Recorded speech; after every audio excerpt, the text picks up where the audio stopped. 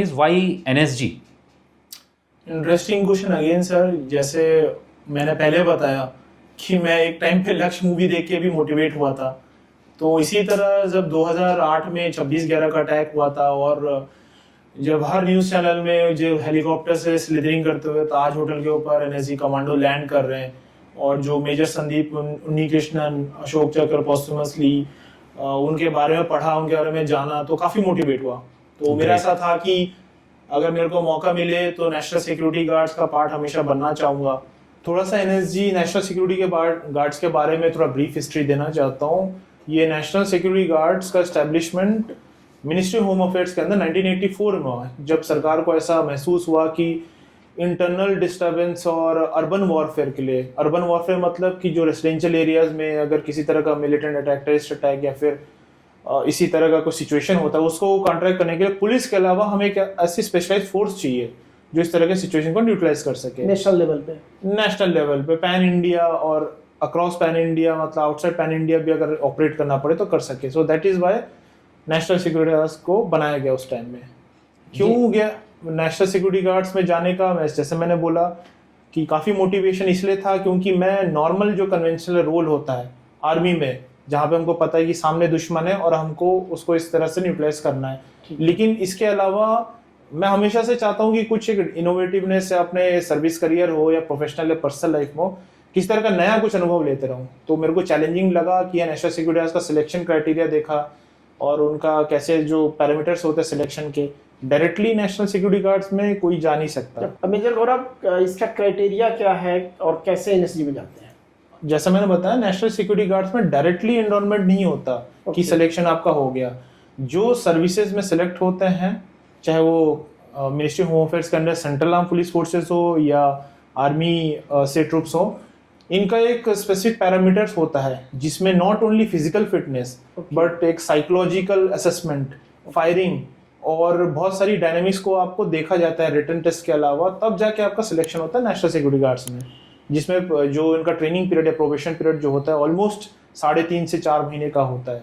लेकिन एक चीज़ है, इसमें हम लोग खाली डेपुटेशन के लिए जाते हैं जो आर्मी से फॉर 2 ईयर्स, जो ट्रूप्स वगैरह जा सकते हैं 3 ईयर्स के लिए जा सकते हैं।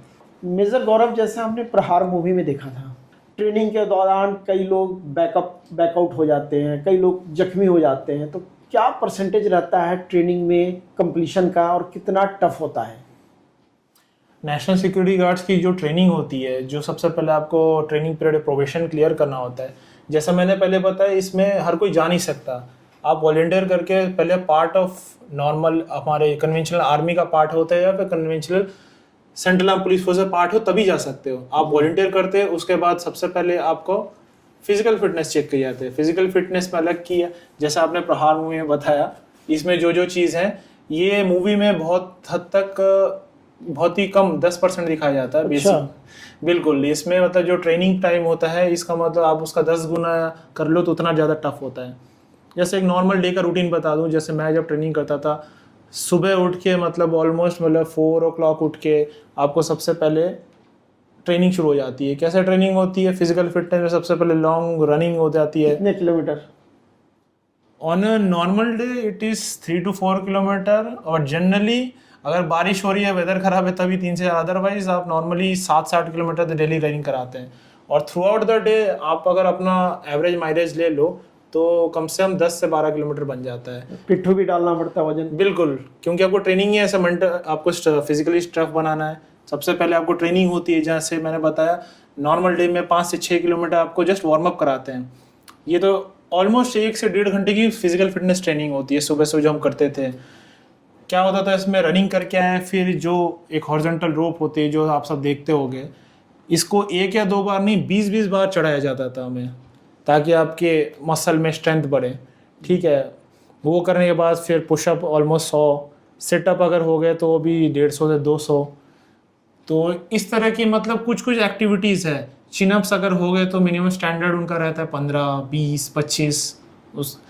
और जो ट्रेनिंग स्टैंडर्ड में जो रनिंग है, ये जो मैंने बताया, इससे मतलब एक टाइम लिमिट रहती है। मिनिमम जो टाइमिंग है एक आर्मी स्टैंडर्ड के हिसाब से वो तो 25 मिनट्स है 5 किलोमीटर, जिसमें आपके पास 3 किलो का पिट्ठू भी रहता है, वेपन भी रहता है 4 किलो का, ऑलमोस्ट 7 to 8 किलो। लेकिन इसमें मतलब आपको टाइम तो 25 मिनट में आप फेल हो, आपको मतलब 25 मिनट से पहले आना है, मतलब 22 मिनट 23 मिनट ऐसे स्टैंडर्ड टाइम रहता है 5 किलोमीटर दौड़ना। वजन कितना लेके चलना होता है? ऑलमोस्ट 5 किलो का छोटा रनिंग होती है 5 किलोमीटर, उसमें 5 किलो से वेपन पिट्ठू रहता है और वेपन रहता है। लेकिन जो लॉन्ग रूट मार्चेस होता है उसमें ऑलमोस्ट 22 से 24 केजी पिट्ठू रहता है आपके पास, उसमें भी टाइम रहता है 10 किलोमीटर 15-20 किलोमीटर 30 किलोमीटर का। 30 किलोमीटर दौड़ते हैं। यस, ये मतलब महीने में एक बार ट्रेनिंग हो जाती है जैसे लॉन्ग रनिंग की, बट ऑन एवरेज जैसे मैंने बोला सुबह उठते ही आपको 5 से 6 किलोमीटर रनिंग, 15 से 20 बार रोप चढ़ना, 100 तो पुशअप हो गए, सेटअप हो गए 100 से 150, तो ये आपका रूटीन रहता है। चिना